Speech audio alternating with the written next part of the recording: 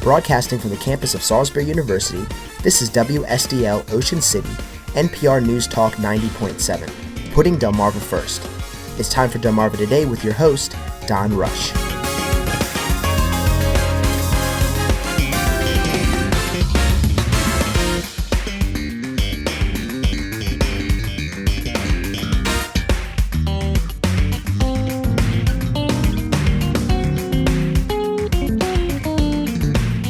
This year, expect to see some Jim Ireton signs on the Eastern Shore. The two-term mayor has decided to challenge Republican incumbent Andy Harris from Maryland's 1st Congressional District. Welcome to Delmarva Today. This is Don Rush. Jim Ireton has just come off a major win in the race for a seat on the Salisbury City Council after deciding not to seek re-election as mayor. This is a conservative district. It went overwhelmingly for the GOP presidential candidates in 2008 and 2012, with around 60% of the vote. First District was also made more Republican by Maryland Democrats in last redistricting to pick up the only other GOP district in the state. For Ireton, his foray into congressional politics will see a move from strictly local issues to the national debate and foreign affairs. Ireton recently announced his campaign for the Democratic nomination in the city of Crestfield, and we have him in the studio this morning. Welcome to the program. Good morning, Don. So, well, first of all, what made you decide, on the heels of your victory there in City Council, decide to run against Andy Harris at this moment? Don, that question comes up a lot, most especially in the grocery store. And what do you tell them? I have a wonderful seat on the Salisbury City Council in a district that I drew for myself. In hindsight, looking back at the 6 years as mayor, everything that I promised to do, I did. Sometimes not with a smile on my face, but most of the time with a bent that said we're going to get this job done because this is what we told people. And that's made people say, well, why would you decide to do this now? You have a great job, you have a great neighborhood, you have a great legacy in Salisbury, and that's exactly the reason why I want to do this now, because I see what's happening across the country and I see what's happening across the district, and it becomes evidently clear that the person who represents us now has absolutely nothing in his heart for the people who live here. The only thing he has in his heart is for the people who write him campaign checks. Well, let me ask you about the politics of this for a moment, because this is a very conservative district. And as I mentioned a moment ago, it's almost virtually drawn that way. What makes you think you, as a Democrat, perhaps a liberal Democrat, I don't know whether you consider yourself that, be able to win a seat like that? I think that there's 3 or 4 things going on. The presidential election is going to happen this year, and that's going to up turnout. Depending on who the Republicans nominate, there could be a change in turnout. Since 18 years old, so 45 minus 18, you do the math. That's you see how long I've been in this game. What I found lots of times, going as far back as 1990, 1992, is that a lot of people on the Eastern Shore will vote for somebody because they're from the Eastern Shore, Democrat or Republican.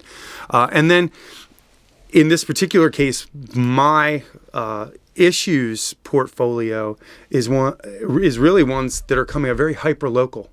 I mean, from dredging in the Tread Avon River, for dredging, replanting of oysters there, community colleges from Cecil Community College to Chesapeake to Warwick. The idea now talking about, should community college be free or should it be income based? The heroin epidemic that is already swept the Eastern Shore counties and the 3 counties over on the other side of the Chesapeake Bay. That issue is very, very important to me. But most of all, above all of that, running for office saying that we're going to protect family farms and protect the Bay at the same time is something that no one has done in this district.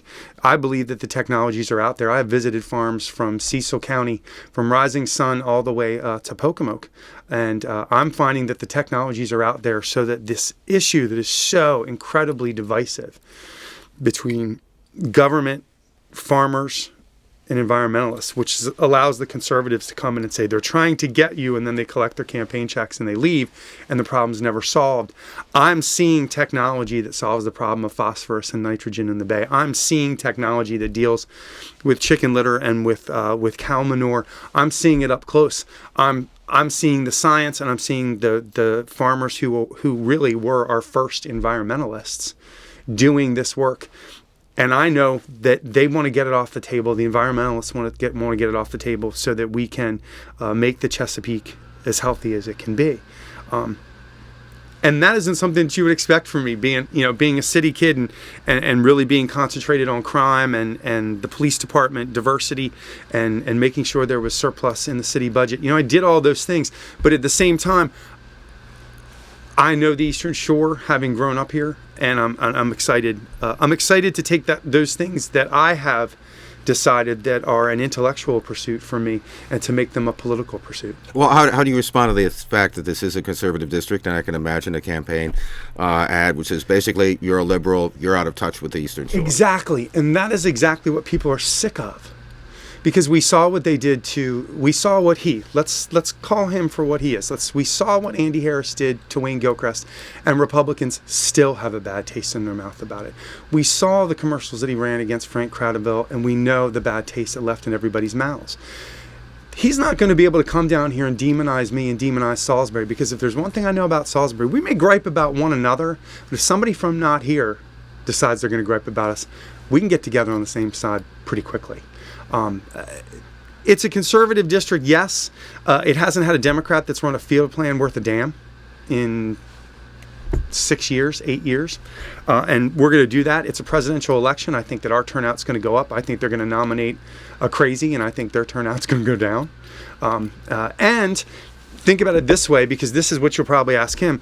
You've got 7 people running against Andy Harris right now. A popular person doesn't have 7 people running against them. 3 Republicans, 2 Democrats, and 1 independent right now as of today. So, we'll see. With all due respect to Congressman Gilchrist and Congressman Cradaville, I do not think that when the heavy blow came, they had the stomach to fight back. Well, Andy Harris has picked the wrong Salisbury kid to do that with. In your opening, in your announcement, you seem to be aiming particularly at constituent service as far as Harris is concerned. What kind of feedback are you getting to move in that direction? I was the mayor of Chrisfield out there, and the 4 mayors, yes. Right. What are you hearing, and how are you going to exploit that? Well, it's not an exploitation, because what you're going to see is commercials about me. Personally, what you're going to see from me is commercials about a particular person's voting record. When you vote against the Violence Against Women Act, and you vote against the Farm Act, and you vote against changes to No Child Left Behind, and you vote against mom, apple pie, baseball, and the flag, it's going to catch up with you eventually. And that vote in Chrisfield is it's egregious. It's immoral. This is a vote against. In politics, if you're explaining on the Mono blog, one of those crazy right-wing blogs that exists in Salisbury today, it was a 3-paragraph explanation of why he did, and I was like, well, if you're explaining, you're losing. That's just that simple.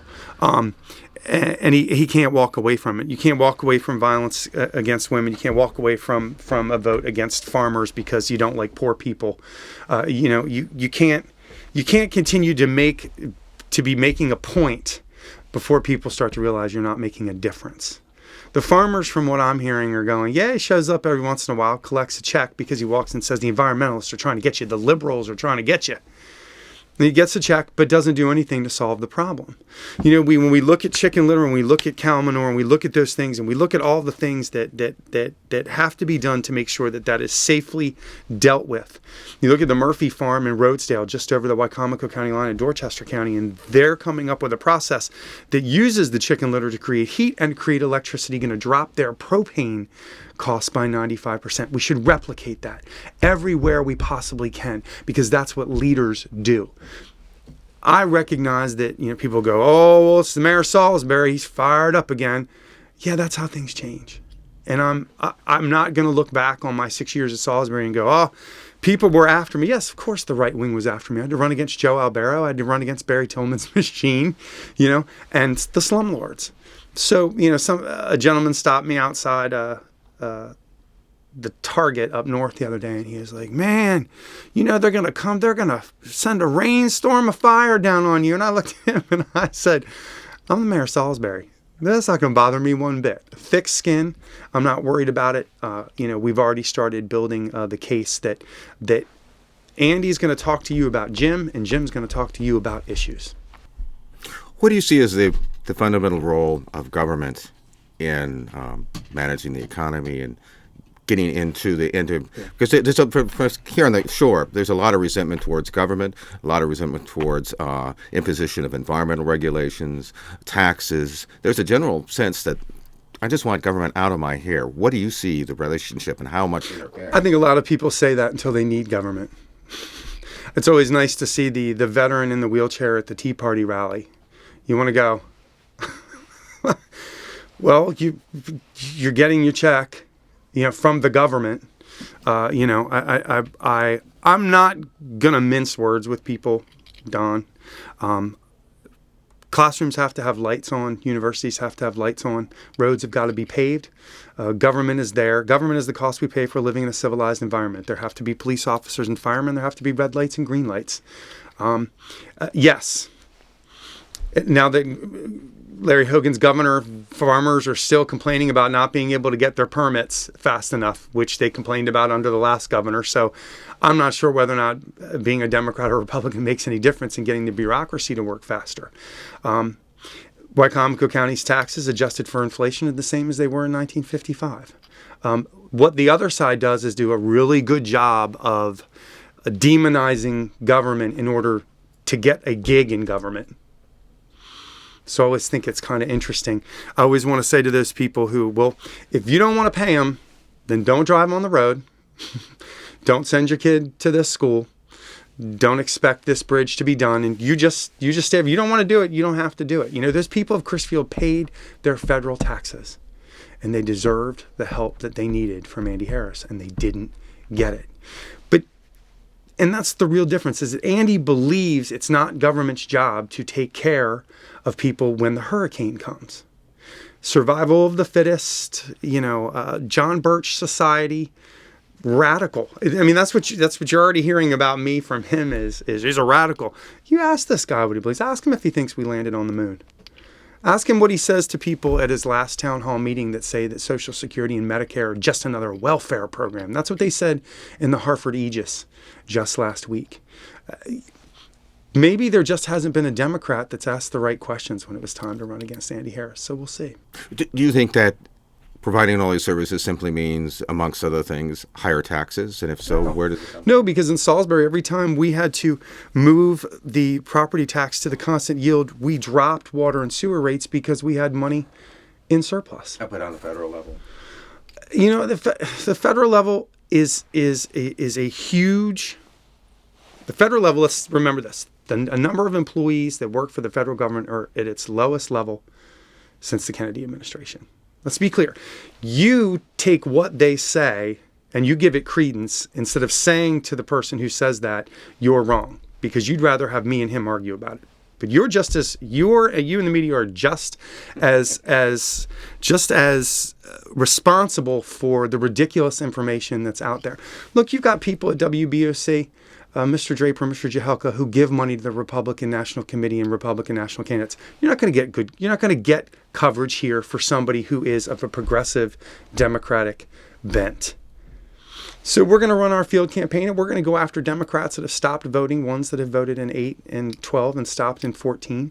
And we believe turnout will be high because of the presidential election.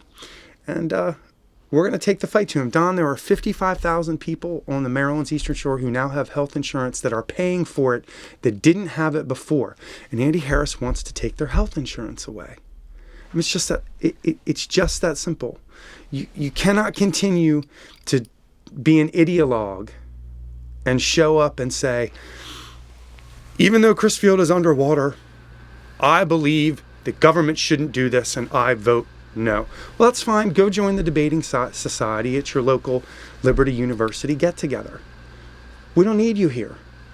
We need people who want to do the work. Now, that makes you open to several attacks because now we have a record. We have the blogosphere that writes anything they possibly can about you, hoping it will stick. We have people who sue you every other week because they don't want change. They want things to stay exactly the same. And we saw that. But in the end, I won that election for the Salisbury City Council when Tens of thousands of dollars was spent against me by the same people who are going to give the money to Andy Harris, and I still won with 57%. 4 elections in the last 16 years in Salisbury, the largest city in the district. The greatest part about the situation that we find ourselves is everywhere I go, it's either a cousin, somebody who went to SU back in the day when it was Salisbury State, or people who travel through Salisbury or are headed to Ocean City. And they have a very, very positive view of our district. They are amazed at the amount of farms that we have, how rural it gets on 213 and 313. I've driven 1,275 miles in the last 3 weeks. And I can tell you this, it is one of the most beautiful places to be able to represent. It is the second largest district east of the Mississippi, so it's going to be a lot more miles on the car. Let me ask you a little bit about social issues, gun control. Where are you on that? Oh, let's talk about the big ones. Let's talk about gun control. Let's talk about healthcare. Let's talk about marriage equality. Let's talk about abortion. Okay, go. Affordable Care Act. It's now the savior of the Republican Party, John Roberts, who has now told the Republican Congress to shut up. Twice now he's voted to say that the parts of the Affordable Care Act are legal. So John Roberts took the Affordable Care Act off the table. The Supreme Court took marriage equality off the table. On guns, let's do this first, because I'm not interested in gun control, I'm interested in gun safety. Let's first take the 3,300 people that are on the terrorist watch list and make sure they can't get them. Okay, that's the first thing we ought to do. And then just like in the farming community, I think we have to invest in the technology that allows people who have the guns to keep them. This is what bothers me. The far right wing and the far left wing have made so much money off the Bay and so much money off guns because they're not solving the problem. The technology exists out there for generations of gun owners to hand them down from generation to generation. But we wouldn't be able to make all these money and have all these organizations if these people solved the problem. And my frame of reference is one right here where there are guns. Every time there was a gun crime in Salisbury, I would say to the chief of police, was that a legal gun? And it wasn't. So I believe what we have to do is work on gun safety, not gun control. What about universal background checks? All those things I think have to be done. I mean, I think a lot of them are being done anyway. You tweak it a little bit, to deal with. In my opinion, if you solve the heroin problem and you deal with marijuana, you're going to see a lot of that start to dissipate. In fact, again, I'm just going to bust on you and your ilk. The Daily Times sent out a tweet the other day, crime in Salisbury is down. Well, actually, it's way down. But then it says murders and rapes up. And the statistics show you it's from 2 to 4 murders and from 6 to 8 rapes. But when you say murder and rape is up, I called the reporter. I said, why don't you just give my opponent his first commercial? Because you have to scare the bejesus out of people to get them to watch your television station, read your newspaper, listen to your broadcasts. The Pew Research Center and Reuters just finished a huge poll that talks about what the American people are thinking. America isn't angry like Donald Trump is saying everybody is, and Bernie Sanders is saying everybody is. About 17 out of 100 are angry, but about 40 out of 100 are just plain out disappointed that we can't get our act together. But I think our act is a lot more together than we think, but you can't tell everybody that because then you wouldn't have anything to report. I know about that, but I want to turn to foreign policy. Okay. Because you're going to have to make some decisions about that if you're in Congress. Mm-hmm. What about U.S. military intervention, particularly in the Middle East? Mm-hmm. ISIS has obviously become a major issue. First thing America's got to do is stop supporting people that are going to end up being our enemies 20 years from now. We keep doing that over and over and over again, and I think we ought to stop. When it comes to ISIS, I think the first thing we have to do is start cutting them off at the knees where they make their money, and that's with their stolen goods, with their oil reserves, the things that they're pilfering, all the things that, 10 years ago they were making $3 million like every 6 months. Now they're making $5 million a month now got to cut them off at the knees. But I don't think that rules out. I think there are ways that you cut them off at the knees, but if it does take military intervention, I am not opposed to that. Boots on the ground? If it takes that, I think you have to do the targeted airstrikes. I mean, there has to be a point to which, America is now using more oil that is our oil than before. So I think that's a good step, because it's always been that there was that Mideast oil that we wanted, and that's why we had to be there. Well, now the right wing has made it about terrorism, and it becomes a situation where, now we have to be there because the terrorists are all out to get us. And when that dissipates, then it becomes the immigrants are the terrorists that are out to get us, and then we're back to borders and the whole bit. I think all of these things are demagoguing the issue. We need to make sure that we become self-sufficient when it comes to energy, and that gets us out of the Middle East. We need to make sure Israel is as safe as it can possibly be, and if that takes military intervention, that's what it takes. The only way that democracy spreads is if people around the world start to learn what it is like to be American. When people get our goods, get our services, eat our cheeseburgers, that's when they start to change. You can see that across the world. You can see that in China with its economy now that is contracting because not enough people were participating in it. They were going through the same contraction we went through in 2006 and 2007. I believe all of these things are intricately linked to one another. And I do not believe that we can go to Washington with a steadfast, this is the only way, this is the only thing that is right. And that's what I think we get from the present person that we have. Or what we have is, what do I have to say to alienate half of this room, get campaign contributions out of them, get them to hate the other people on the other side of the room so I can slide to another re-election victory? Again, it's not leadership what we're getting. Immigration.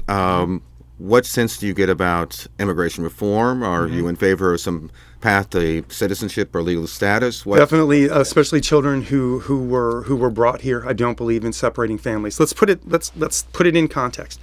There are fewer immigrants in the country right now than any time in the last 15 years. I think 2003 was the last time there were this many immigrants in the country. So let's talk about the importance of people working, all of us, and what the immigrant population did for us. The immigrant population built the houses on the Eastern Shore that fueled that boom that we went through. They work in the back of our restaurants. They clean apartments in Ocean City. They are working on every conceivable type of farm we have on the peninsula. So just simply saying everybody's got to go, first off, I think is un-American. And I think it belies Mr. Harris's sense that his freedom is the only freedom that we should accept. We hear it from them. Freedom, liberty, as long as you look like me and think like me. as long as you do that. Do we need to secure the border? Yes. Do I think that terrorists that blow up buildings come across the border from Mexico? No. I think that is, that's just dumb that they don't. It is vitally important that we find a way to make sure that we don't destroy families, because that's not a family value. That we make sure that we create a path to citizenship for people that is just as hard as it is now for citizenship. Syrian refugees the same way. They need to go through the same process that they always have. I think that process works. But I will not, for the sake of votes or to make someone happy or to make an editor happy, or if there's somebody out there who thinks their American flag is bigger than mine because they want to put all the immigrants out, they've messed with the wrong American right now. Do you sympathize, by the way, with people? I mean, there's a lot of Americans who, when they look at the Syrian refugees, for example, and they see obviously some terrorist attacks, and they say, I'm fearful. I don't want them to be here. I want to be safe, and if that means keeping a few more people out, that's just fine. I don't believe that we're born looking across the table at people who are different than us and thinking we're supposed to be scared of them. I think that's something that adults do to children and that the television does to children. I mean, even with the terrorist attacks and the associated... Even with them. Yeah, even with them. It's just, I find it to be incredibly un-American that we would decide that we're going to demonize people because we're scared of something right now. That, I think, is uniquely un-American. In terms of the U.S. military, we spend a lot of money on it. It's certainly a Republican presidential campaign.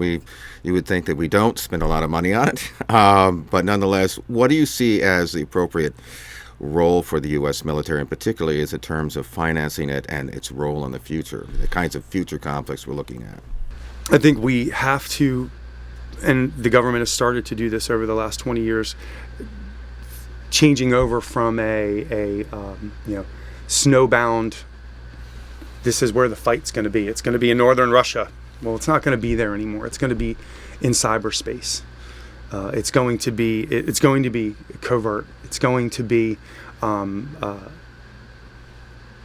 trying to make sure that people aren't infiltrating the internet, infiltrating the technologies that we have that protect us. I believe that the military has to change, but I know that there are places around the country that the military base is what supports everything around it. What we spend, even up in Aberdeen, even though the south side of Route 95, where most of Aberdeen proving ground is not in the 1st District, you still have to take into consideration all of the people who live and work there. But I will say this. What I hear most of all is, you could solve the problem of chicken litter. You could solve the problem of homelessness. You could solve the problems of veterans' health and homelessness by just taking one major weapon system off the table. The problem with our military spending is it becomes military political spending, and it becomes part of the military industrial complex, which we were warned about a little under 100 years ago about this huge expansion of it. When military spending becomes a pork barrel project, then we have a problem. And I think there have to be people who are put in place and who are put in leadership positions who are willing to make the hard decisions about the money that we spend. Yes, we need to be ready. Yes, we need to be the best on the entire planet. But I would say, in my particular point of view, that it's got to be done on a project-by-project basis, decide whether or not this project is just making sure that someone gets reelected or someone's campaign contributors. You can take that, turn that back into healthcare as well, with the pharmaceutical companies that give Mr. Harris so much money, because they're the same people who make the pill that you wouldn't have to take if medical marijuana were legal. All of this is wrapped up into politics, and that's why 77% of the American people have a negative view of Congress right now. By the way, free trade, what do you see yourself on that? We have the Trans-Pacific Partnership. It would not be for the Trans-Pacific Partnership, because Americans need to be playing on a level playing field. You've watched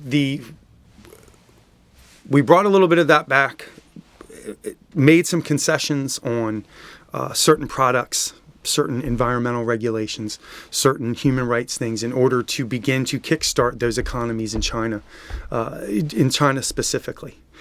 Now, China has burped and gurgled itself through its industrial revolution, and now its environmental impact is huge. They're trying to sell electric cars to people because they have so much smog.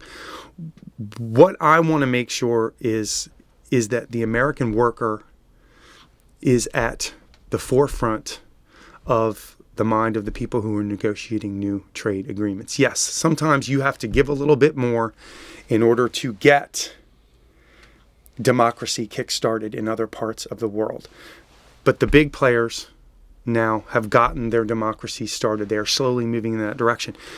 I like what's happening now, that there are now companies coming back here, because in order for the Chinese economy to make itself right, what a Chinese person makes a year, which is about $13,000, has to be more than that. So what happens is that American companies, and this is how they get around this, American companies ship all the parts over there, it's assembled over there, and then brought back, and it's called an import.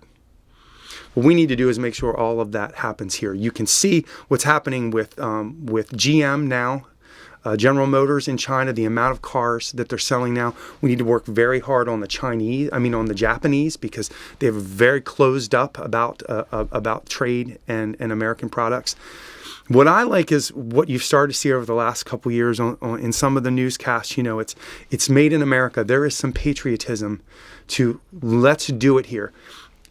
In the end, if the only thing that drives American business executives, which have more money in their 401ks now than 100 million Americans combined, those corporate executives on average will make $276,000 a month in retirement, Don. I think we ought to incentivize doing and making things here. The question is, are we too far into the information technology age to be able to do that? I think American workers ought to come first. That's the way I would vote. It leads me into the question about income inequality. How would you approach that? Some people have said you need higher taxes on those who make more money. You know what taxes I want? You know what the tax rate I want? I want the same tax rate for millionaires that they had under Ronald Reagan. Let's just go back to that.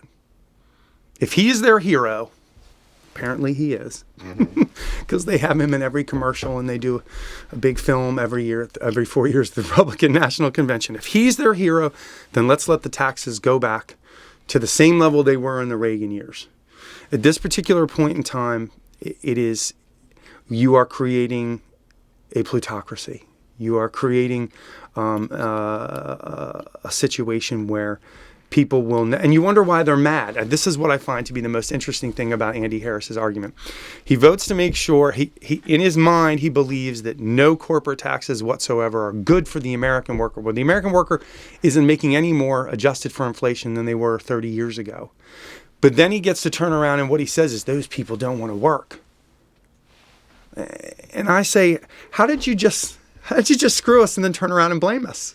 I mean, seriously. And that's the sort of conversation that I think I want to have with him in front of as many people as I can. Because I'm not a democratic socialist. I am not a Bernie Sanders supporter. I believe that capitalism works. But unfettered capitalism is what we've gotten to now. This idea that the only way to be American is to make sure that the people who already have it are the only ones who are going to get it. And then what happens is that the people who believe otherwise are demonized because we just want to give all the money to people who are on welfare, who have babies out of wedlock. Let's be clear. The number of people who have had babies out of wedlock between the ages of 15 and 19 has dropped 61% since 1992.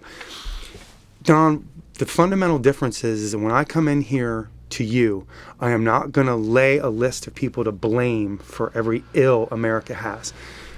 Andy, if he can't get away with blaming welfare mothers, he'll blame immigrants. If he can't blame immigrants, he'll blame gays and lesbians. If he can't blame them, he'll blame women. That is starting to wear thin on people. And the question is whether or not this Democrat has the ability to get that message out to people across the 1st District, and I look forward to the opportunity. Final question. So what do you make of the presidential race? You supporting a particular candidate? Hillary Clinton. Hillary Clinton, okay. And, well, what did you make, by the way, of the Iowa results and her campaign? And what sense do you get about this? Because you mentioned Bernie Sanders, very popular, particularly with people who are young. Especially, and those people that are young who see that even if you go to college, even if you play by the rules and go and get that degree, America isn't going to let you have this path forward to the middle class because the oligarchy and the plutocracy have already decided this is how much you're going to make, this is how much your credit card is going to be, this is how long you're going to stay in debt, and then we're going to blame you when you say, I don't understand why I'm not making any more money. I don't understand why I'm not enjoying the middle class stream. I'm gonna go out a little bit on a limb here and talk about those differences between the way people think, because it's not necessarily Bernie Sanders or Hillary Clinton or Ted Cruz.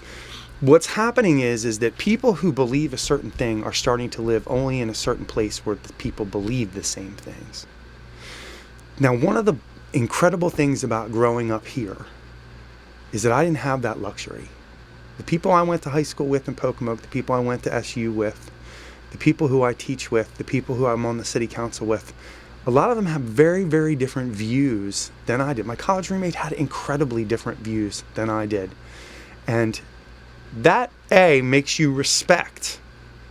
But what I realized as I got a little bit older is that those people that I knew, that I was around, my brother-in-laws, is that they were conservative, but they weren't mad. They were fiscally conservative, which we all are. There's not a person in the room or a person listening that doesn't look at their bank account and make sure that there's enough money in it. But that what they ended up being was socially liberal. What I really miss in the world is not better Democrats, it's better Republicans. It's Wayne Gilchrist Republicans, it's Rogers Morton Republicans who represented the shore in the 70s, it's Bob Michael, it's Alan Cranston. It's those Republicans that said, yeah, we got these problems and we've got to get in here and we've got to fix them. The current crop of far right-wing people that are in the majority in the House of Representatives that pushed John Boehner out are not interested in that, Don. They're not interested in getting these problems solved. And I think it's starting to become perfectly clear to people that it's not just an ideological difference. You really aren't interested in getting these jobs done. So when you talk about income equality, you talk about the differences we have in terms of our diversity. What I find is that the other side, the far right, the far right that Andy Harris represents, that titan of the Tea Party that he is, this is a guy who's had a career gig in the Maryland General Assembly and then now in Congress, and has never voted for never ever dropped anybody's taxes or fees. This, never solved a problem that his constituents faced. What he did is he walked in the room and said, we have a problem and those people over there are the reason. He collected the campaign checks and walked out the door. I think we need better. I think it's time for better. And I think it just comes down to whether or not a Democrat can articulate that point of view to the people of the 1st District. We've been speaking with Jim Ireton. Of course, he's a member of the City Council, former mayor, and is now running for Congress in the 1st Congressional District. Expected to challenge the incumbent Republican, Andy Harris. Appreciate you stopping by and talking with us. Thanks, Don. I'll see you soon. This has been Delmarva Today. I'm Don Rush. Thanks for listening. This has been Delmarva Today, a production of Delmarva Public Radio. Chris Rank produces and is our audio engineer. Don Rush is your host. For podcasts, visit our website, delmarvapublicradio.net, or subscribe to the Delmarva Today podcast on iTunes. Delmarva Today can now be seen on PAC 14. To view the schedule, view the daily times, or visit pac14.org.